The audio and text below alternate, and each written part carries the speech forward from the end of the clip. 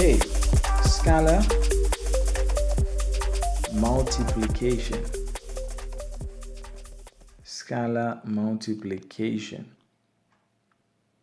We're continuing with the topic on matrices, and we want to study how we can multiply a matrix by a scalar quantity. So we'll have a simple example: 2 times 3, 7, 5, 8. Okay, what do we do if we have a situation where we're multiplying this matrix 3, 7, 5, 8 by 2? In this case, 2 is our scalar quantity, right? What you simply do is multiply everything in the matrix by 2. So 2 times 3 gives you a 6, 2 times 7 gives you a 14, 2 times 5 gives you a 10, 2 times 8 gives you a 16, right? So that's how you deal with that simple situation.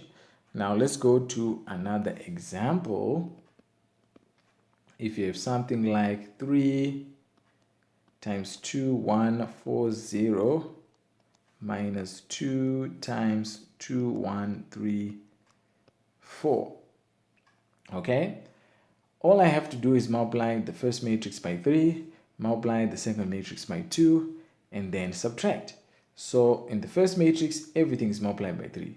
3 times 2, 6, 3 times 1, 3, 3 times 4, 12, 3 times 0, 0.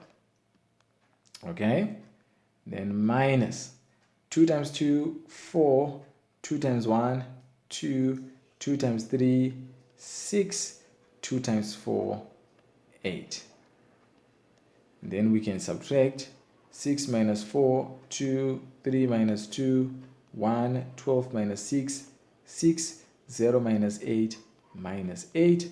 And then we have our result. So that's all on the first part of scalar multiplication.